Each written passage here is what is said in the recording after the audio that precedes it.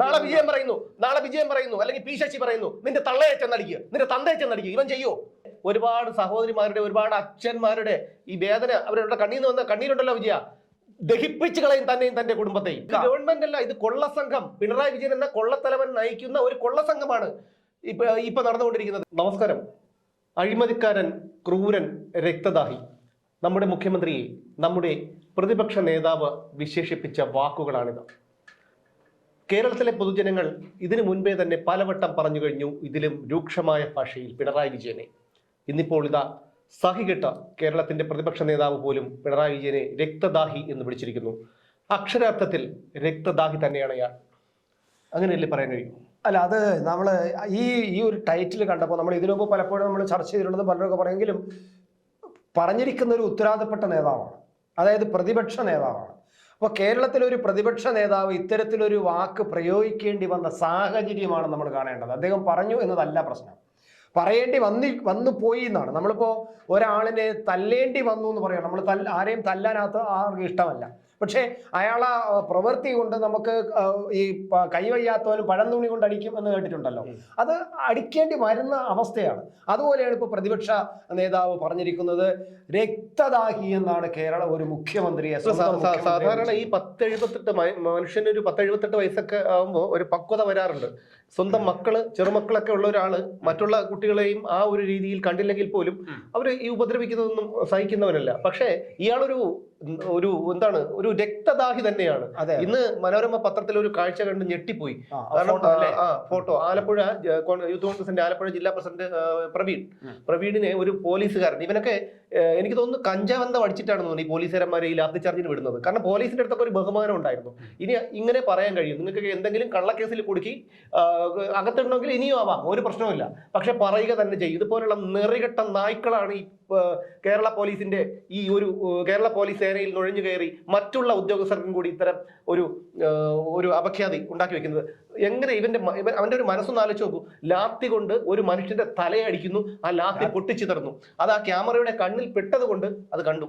ഒന്ന് ആലോചിച്ച് നോക്കുക. ഇവനൊക്കെ ഇല്ലേ വീട്ടിലെ മക്കളും സഹോദരന്മാരും ഒക്കെ? അല്ല, ഇത് ഇവനൊന്നും ഈ കഞ്ചാവ് അടിച്ചു കൊണ്ടൊന്നും പറഞ്ഞാൽ അതാകുമ്പോൾ അതിനെ ലഘൂകരിക്കലായി പോകും. കാരണം കഞ്ചാവ് അടിച്ചാൽ എന്തും ചെയ്യും, വൃത്തികേടായി പോകും, പറഞ്ഞു പോകും എന്നുള്ളതാണ്. ഇതൊന്നുമല്ല, ബോധപൂർവം മോളിലിരിക്കുന്ന ഏമാനെ തൃപ്തിപ്പെടുത്താൻ വേണ്ടിയിട്ട്, അങ്ങനെ തൃപ്തിപ്പെടുത്തിയിട്ട് വേണ്ടുന്ന കാര്യങ്ങൾ സാധിച്ചെടുക്കാൻ വേണ്ടിയിട്ട് ചില പോലീസുകാർ കാണിക്കുന്ന അമിത ആവേശമാണ്. അതായത് ഈ രാജാവിനേക്കാൾ രാജഭക്തി എന്ന് പറയുന്നത് കേട്ടിട്ടുണ്ടല്ലോ. അതുപോലെ ഏറ്റവും അധികം ബോധപൂർവം ചെയ്യുന്നതാണത്. ഇത് ഒരു തരത്തിലും ബോധമില്ലാതെ കഞ്ചാവ് അടിച്ചുകൊണ്ട് വെള്ളം അടിച്ചുകൊണ്ട് ചെയ്യുന്നതല്ല, ഒരിക്കലുമല്ല. ഇത് ആദ്യത്തെ സംഭവമല്ല. ജനനേന്ദ്രിയത്തിൽ ലാത്തി കൊണ്ട് കുത്തുന്നു, ജനനേന്ദ്രിയത്തിൽ പിടിച്ച് ഞെരിക്കുന്നു, തലമുടിയിൽ കുത്തിപ്പിടിക്കുന്നു, തലമുടിയിൽ ചവിട്ടി പിടിക്കുന്നു, അടിവയറ്റിൽ ലാത്തി കൊണ്ട് കുത്തുന്നു, വനിതാ പ്രവർത്തകരുടെ പോലും. അപ്പോ ഇതൊക്കെ എനിക്ക് തോന്നുന്നു ഈ ലാത്തി ചാർജും ഇതുപോലുള്ള കാര്യങ്ങൾ വരുമ്പോൾ ഈ DYFI SFI ഗുണ്ടകളെ ഗുണ്ടകളെ യൂണിഫോം കൊടുത്ത് ഈ ഒരു സേനയിലേക്ക് ഇടയിലേക്ക് ഇറക്കി വിടുകയാണെന്നാണ് എനിക്ക് തോന്നുന്നത്. കാരണം ഇന്നലെ സോഷ്യൽ മീഡിയയിൽ ഒരു സംഭവം കാണുന്നത്, പിണറായി വിജയന്റെ പരിപാടിക്ക് ആളില്ലാത്തത് കൊണ്ട് പോലീസുകാരെ യൂണിഫോം മാറ്റി പോലീസുകാരെ കൊണ്ടുവന്ന് നിരയിൽ നിർത്തി ഇരുത്തിയിരിക്കുന്നു. അതുപോലെ ചില കലാപരിപാടികൾ ഇനിയും നമുക്ക് കാണാൻ പറ്റും. കാരണം ജനങ്ങൾക്ക് വെറുത്തുപോയ ഒരു ഭരണാധികാരിക്ക് ഇനി ഇതിൻ്റെ അപ്പുറം പല കാര്യങ്ങളും ചെയ്യണം. ഈ കലാപരിപാടിയാണ് ഇതെല്ലാം. ഈ കലാപരിപാടികളുടെ അവസാനത്തെ കലാപരിപാടികളാണ്. ഞാൻ പലപ്പോഴും പറയില്ല, മൂക്കാനുണ്ട്, ഇനി മൂക്കാനുണ്ട്, മൂത്താൽ മാത്രമേ ഇത് അവസാനം എത്തുന്നു. അപ്പം സുമേഷ് പറയില്ല ഇനി എന്ത് മൂക്കായിരിക്കുന്നു. അല്ല, മൂക്കാനുണ്ട്, ഇനിയും മൂക്കാനുണ്ട്. മൂത്ത് കഴിയുമ്പോൾ മാത്രമാണ് ഇതിൻ്റെ കൂടുതൽ വരുന്നത്. എന്തായാലും ഞാൻ നമ്മൾ ചർച്ച ചെയ്ത് പറഞ്ഞത്, ഒരു പ്രതിപക്ഷ നേതാവ്, ഒരു രാഷ്ട്രീയ പാർട്ടിയുടെ നേതാവ് മറ്റൊരു രാഷ്ട്രീയ പാർട്ടിയുടെ നേതാവിനെ കുറിച്ച് മോശമായ വാക്കുകൾ പ്രയോഗിക്കാറില്ല. നമ്മുടെ ഒരു രാഷ്ട്രീയത്തിലെ ഒരു സമവാക്യമാണ്. ആരും പറഞ്ഞു വെച്ച നിയമങ്ങളൊന്നുമല്ല, അങ്ങനെ ഒരു നിയമമില്ല. പക്ഷേ അങ്ങനെ പറയാൻ പാടില്ല എന്ന് അവർക്ക് മനസ്സിനകത്തൊരു ഇതുണ്ട്. കാരണം ഒന്നുമില്ലെങ്കിൽ അയാൾ ഒരു നേതാവാണ്, എന്നെ പോലെ രാഷ്ട്രീയ പ്രവർത്തനം നടത്തുന്ന ആളാണ്, നാളെ അയാൾ അധികാരത്തിലേക്കും, നാളെ അധികാരത്തിൽ ഇറങ്ങും, ഞാൻ അധികാരത്തിൽ വരും. അപ്പം അങ്ങനെ ഒരു ബോധം ഈ രാഷ്ട്രീയക്കാർക്കുണ്ട്.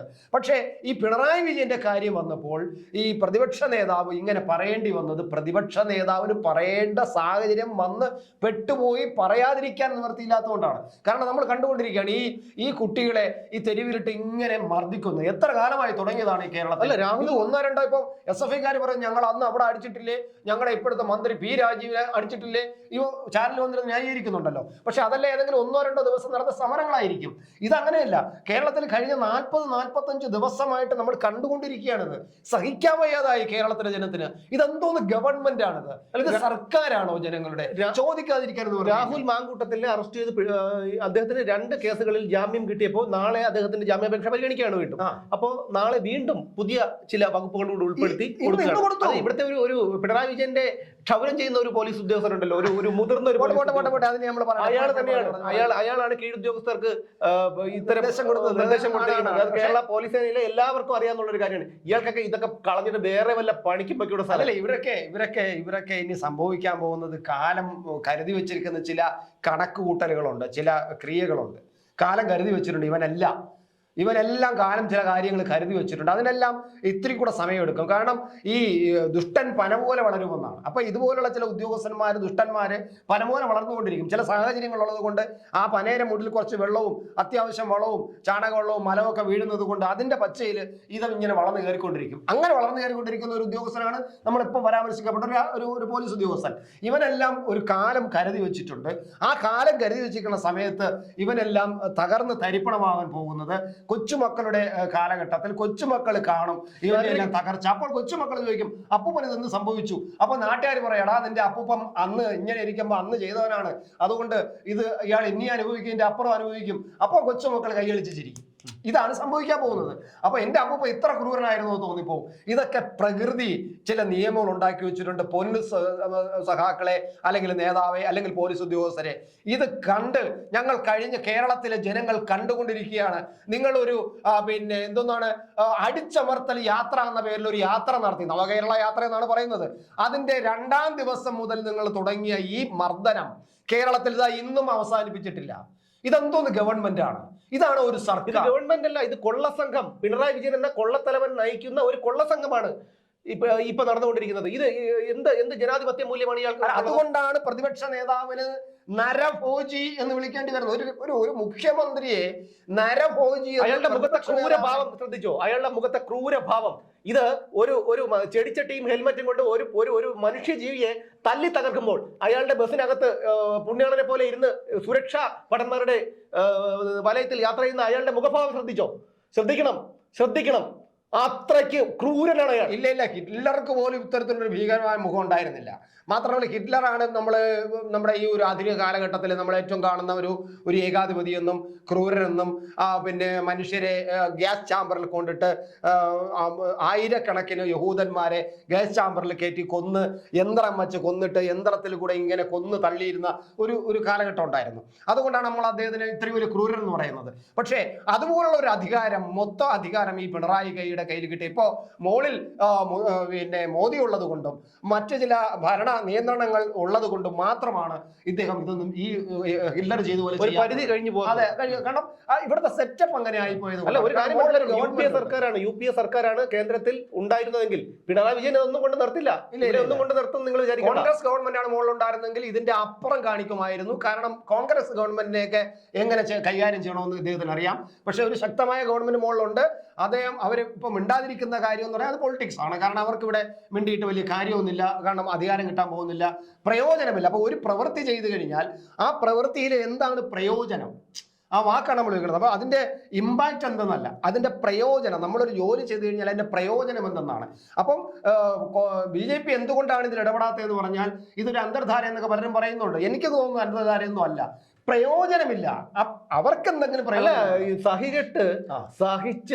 സഹിച്ച് മടുത്ത് സഹികെട്ട് ജനം ഇയാളെയൊക്കെ കൈവയ്ക്കുന്ന ഒരു അവസ്ഥ എത്തും. അത് എനിക്ക് തോന്നുന്നു അതിനു വേണ്ടി അവർ കാത്തിരിക്കുകയാണെന്ന് തോന്നുന്നു. അതാണ് നമ്മുടെ ചരിത്രത്തിൽ ഞാൻ ആദ്യമായിട്ട് ഇന്ത്യൻ സംസ്കാരത്തിന്, ഇന്ത്യൻ ജനാധിപത്യ ഭരണ സംവിധാനം അനുസരിച്ചിട്ട് ഒരു നേതാവിനെ ഇത്ര ക്രൂരമായിട്ട് ആക്ഷേപിക്കുന്നത് നമ്മൾ കണ്ടിട്ടില്ല. മോദിയെ വിളിക്കുന്നത് നമ്മൾ കേട്ടിട്ടുണ്ട്, അത് വേറെ ലെവലിലാണ്. പക്ഷെ ഇതങ്ങനെയല്ല. സ്വന്തം പ്രതിപക്ഷ നേതാവ് ഇത്തരം നരഭോജിയാണ്, ക്രൂരനാണ്, അഴിമതിക്കാരനാണ്, നിങ്ങൾ ഭരിക്കുന്നത് ഇത് നിങ്ങളുടെ കുടുംബത്തിന് വേണ്ടിയാണെന്നൊരു പ്രതിപക്ഷ നേതാവ് മുഖത്ത് നോക്കി വിളിച്ചു പറഞ്ഞു. നിങ്ങളോടൊപ്പം സമരം ചെയ്യാൻ ഞങ്ങൾക്ക് മനസ്സില്ല, നിങ്ങൾ ഞങ്ങളെ ആവശ്യത്തിന് ഉപയോഗിക്കാൻ വേണ്ടി വരണ്ടെന്ന് പറഞ്ഞു. ഇപ്പൊ സമരത്തിൽ പോലും അങ്ങനെയാണെങ്കിൽ അത് നല്ലൊരു കാര്യമാണ്. കാരണം പലപ്പോഴും ഈ വി ഡി സതീശൻ ഇദ്ദേഹത്തിനോടൊപ്പം അണഞ്ഞു നിൽക്കുന്ന ഒരു നിലപാടാണ് പലപ്പോഴും സ്വീകരിച്ചിട്ടുള്ളത്. അതിന് വിരുദ്ധമായി ഉണ്ടായത് യൂത്ത് കോൺഗ്രസിന്റെ സെക്രട്ടേറിയറ്റ് മാർച്ചിൽ, ഇപ്പോൾ രാഹുൽ അകത്ത് കിടക്കുന്ന സെക്രട്ടേറിയറ്റ് മാർച്ചിൽ ഉണ്ടായ ഒരു സംഭവത്തോടു കൂടി DCC ഓഫീസിൽ നടന്ന ഒരു സംഭവത്തിൽ അദ്ദേഹം മുമ്പിൽ നിന്നു എന്നെ അറസ്റ്റ് ചെയ്തിട്ട് നീയൊക്കെ കയറിയാൽ മതി, ആ ഒരു ആർജവമാണ് ഒരു നേതാവിന് വേണ്ടത്. അതിപ്പോ വി ഡി സതീശൻ പറഞ്ഞത് കറക്റ്റാണ്, സഹിക്കാൻ പറ്റുന്നില്ല. ഞാനൊരു യൂത്ത് കോൺഗ്രസ്സുകാരനൊന്നുമല്ല, ഒരു മനുഷ്യജീവി എന്നുള്ള നിലയിൽ സഹിക്കാൻ പറ്റുന്നില്ല. ആ ഫോട്ടോ കണ്ടിട്ട് ഒരു മനുഷ്യനെ അടിച്ച് പൊട്ടിക്കുകയാണ് അവന്റെ തലയോട്. കണ്ടോണ്ടിന് അന്തം വിട്ടു പോകും. അതായത് പോലീസുകാരുടെ വലിയ ഒരു സംഘത്തിൽ ഇവര് ആകെ 2-3 യൂത്ത് കോൺഗ്രസ്സുകാർ വരുന്നു. അതിൽ ഈ പ്രവീൺ എന്ന് പറയുന്ന കക്ഷി ഇവരെ പ്രതിഷേധിക്കാൻ വേണ്ടി അവരുടെ അടുത്തേക്ക് ചെല്ലുന്നു. പതുക്കെ അവനെ വിളിച്ചിട്ട് പിടിക്കുന്നവരെ പാമ്പ് ഇങ്ങനെ ഇരുന്നിട്ട് പതുക്കെ ഇങ്ങനെ പിടിക്കുന്നത് പോലെ പോലീസുകാരൻ ഇവനെ പതുക്കെ പിടിച്ചിട്ട് ആലിംഗനം ചെയ്യാണ്, പിടിച്ചിറക്കി വയ്ക്കുകയാണ്. ഈ സമയത്താണ് പോലീസുകാർ വളഞ്ഞിട്ടടിക്കുന്നത്. അയാൾ അവസാനം തലയിലടി കൊള്ളാതിരിക്കാൻ വേണ്ടി ഇങ്ങനെ തലയിൽ അടിച്ചതാണ്. അതെ, എന്നിട്ട് കൈ കൊണ്ട് മൂടുകയാണ്. അതിനുശേഷം അയാൾ വീണുപോയപ്പോ പിന്നെ ഈ ചെന്നായികളെല്ലാം കൂടെ ഒരു ഇരയെ കിട്ടിക്കഴിഞ്ഞാൽ 4 വാക്കിനും വന്ന് മാന്തി കടിക്കുമല്ലോ. അതേ ആ ഒരു മനോരമ പത്രത്തിലെ ഞാൻ ഇത് പറയുന്നതിൽ നിങ്ങൾക്ക് ആർക്കെങ്കിലും സംശയം ഉണ്ടെങ്കിൽ മലയാള മനോരമ പത്രം എടുത്ത് നോക്കണം. ആ പത്രത്തിൽ ഈ മനുഷ്യനെ, രഞ്ജിത്ത് എന്ന് പറയുന്ന മനുഷ്യനെ, പ്രവീൺ എന്ന് പറയുന്ന യൂത്ത് കോൺഗ്രസ് നേതാവിനെ അടിക്കുന്നവരാണ്. അവൻ ആ പോലീസുകാരൻ ഇത് കാണുന്നുണ്ടെങ്കിൽ വിചാരിക്കണം, നിന്നെ പറഞ്ഞിട്ട് കാര്യമില്ല, നിന്നെ പടച്ചു വിട്ടൊരു തന്തയും തള്ളയും ഉണ്ടല്ലോ, പറയേണ്ട അവരെയാണ് ഇതുപോലൊരു നീച ജന്മത്തിന് ജന്മം കൊടുത്ത് ഇങ്ങോട്ട് ഭൂമിയിലേക്ക് ഇറക്കി വിട്ടതിന്. പറയാൻ പാടില്ലാത്ത വാചകങ്ങളാണ്, പക്ഷെ പറയാതെ നിവൃത്തിയില്ല. അയാൾ പറയുന്നത് ഞാൻ എന്റെ ജോലി ചെയ്യുന്നു, ന്യായം പറയുന്നത് അതായിരിക്കാം. ഞാൻ എന്റെ ജോലി ചെയ്തു, എന്റെ കർത്തവ്യം. നാളെ വിജയം പറയുന്നു അല്ലെങ്കിൽ പി ശശി പറയുന്നു നിന്റെ തള്ളയെ ചെന്നടിക്കുക, നിന്റെ തന്തയെ ചെന്നടിക്കുക, ഇവൻ ചെയ്യോ?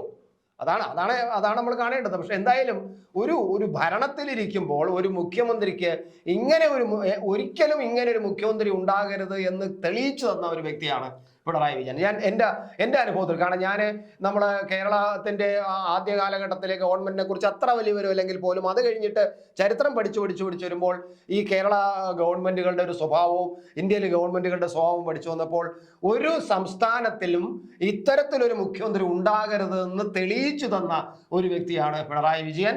ഇയാള് ഈ പറയുന്ന വാക്കുകൾക്കൊക്കെ അതീതനാണ്. അതായത് ക്രൂരനാണ്, നരഭോജിയാണ്, അഴിമതിക്കാരനാണ് എന്ന് പറയുന്നതിനേക്കാൾ അയാളുടെ മുഖത്ത് ഒരു സൗമ്യ ഭാവം വന്നിട്ട് നിങ്ങൾ ആരെങ്കിലും കണ്ടിട്ടുണ്ടോ? ഇന്നലെ ഒരു ചടങ്ങിൽ ഇയാളുടെ മുഖത്ത്, വേദിയിൽ നിന്ന് പ്രസംഗിക്കുന്ന ഇയാളുടെ മുഖത്ത് ലൈറ്റ് അടിക്കുന്നു, ലൈറ്റ് ഓഫ് ചെയ്തു. ഒരുത്തന് വേണ്ടിയാണ് ഇത്രയും ജനങ്ങളെ വട്ടം കറക്കുന്നത്. അല്ല, ഞാൻ അതിനെ തമാശയായിട്ടാണ് കാണുന്നത്. ഒരു പോലീസിന്റെ ഗതികേട്. അല്ലെങ്കിൽ പോലീസ് വന്നിട്ട് മുഖ്യമന്ത്രി പ്രസംഗിക്കുമ്പോൾ അവിടെ വന്നിട്ട് ലൈറ്റ് എല്ലാം ഓഫ് ചെയ്യാൻ പോലീസ് പറയുന്നത് എന്തിനാണിത്? പോലീസ് മൈക്ക് മൂളി എന്ന് പറഞ്ഞിട്ട് മൈക്ക് കസ്റ്റഡിയിൽ എടുത്തുകൊണ്ട് പോകുന്നു, കേസ് എടുക്കുന്നു. ആരത്? പോട്ടെ, ഇത് ഞാൻ പറഞ്ഞില്ലേ, ഇതിന്റെ ഈ ബ്രിമ്മേക്ക് എത്തിക്കൊണ്ടിരിക്കുകയാണ്. ഞാൻ മൂക്കെന്ന് പറയില്ല, ഈ മൂത്ത് ഏകദേശം അങ്ങ് മുകളിലേക്ക് എത്തിക്കൊണ്ടിരിക്കുകയാണ്. ഏറ്റവും അധികം ഉയരത്തിലെത്തുമ്പോഴായിരിക്കും താഴത്തെ വേരന് മുഴുവനും, ഇപ്പൊ തന്നെ ആ വേര്, താഴത്തെ അടിയിലുള്ള മണ്ണെല്ലാം ഒലിച്ചു പോയി കഴിഞ്ഞിരിക്കുന്നു, വേരുകൾക്കെല്ലാം ദ്രവിച്ചു കഴിഞ്ഞിരിക്കുന്നു. പക്ഷേ ഇവൻ മുകളിലോട്ട് ഇങ്ങനെ ഉയർന്നുകൊണ്ടേയിരിക്കും. പിന്നെ വരാൻ പോകുന്നത് ഒറ്റ വീഴ്ചയാണ്. ആ വീഴ്ച എന്ന് പറഞ്ഞാൽ വന്ന് വീഴുമ്പോൾ സ്വാഭാവികമായിട്ടും തടി 5, 6, 10 കഷ്ണങ്ങളായിട്ട് മുറിഞ്ഞ് തരിപ്പണമായപ്പോൾ ഇതാണ് സംഭവിക്കാൻ പോകുന്നത്. CPM-നും അത് തന്നെ സംഭവിക്കുന്നുള്ളതിനെ കുറിച്ചും പിണറായി വിജയനും ഇതന്നെ സംഭവിക്കുന്നുള്ളതിനെ കുറിച്ചും ചരിത്രം നമ്മൾ പലതും കണ്ടിരിക്കുന്നത് ഉള്ളത് കൊണ്ടും ചരിത്രം അറിയാന്നുള്ളത് കൊണ്ടും നമ്മൾ പലതും അനുഭവം ഉള്ളത് കൊണ്ടും പറയുന്നു. തീർച്ചയായിട്ടും സംഭവിക്കാൻ പോകുന്നത് സംഭവിക്കും, അതിനകത്ത് യാതൊരു സംശയമില്ല. ഇയാളെ വിചാരം ഇതൊന്നും സംഭവിക്കില്ല, ലോകം എന്നും സൂര്യനെ പോലെ ഇങ്ങനെ എൻ്റെ കൂടെ സൂര്യൻ ഉണ്ടാകും, ഞാൻ സൂര്യനാണെന്ന് ഈ എൻ്റെ സെക്രട്ടറി പറഞ്ഞപ്പോൾ അതിൽ അഭിരമിച്ചിരിക്കുകയാണ്. പക്ഷേ സംഭവിക്കാൻ പോകുന്നത് കൂരിരുട്ട് വീഴും, ജീവിതത്തിൽ ഉറപ്പ്. അല്ല, അത് തന്നെയാണ് എനിക്കും പറയാനുള്ളത്. കാരണം ഈ ചെയ്തു കൂട്ടിയ കൊടും ക്രൂരതകൾ ഉണ്ടല്ലോ, ഒരുപാട് അമ്മമാരുടെ, ഒരുപാട് സഹോദരിമാരുടെ, ഒരുപാട് അച്ഛന്മാരുടെ ഈ വേദന, അവരുടെ കണ്ണീന്ന് വന്ന കണ്ണീരുണ്ടല്ലോ വിജയ, ദഹിപ്പിച്ച് കളയും തന്നെയും തന്റെ കുടുംബത്തെയും. അതുറപ്പാണ്.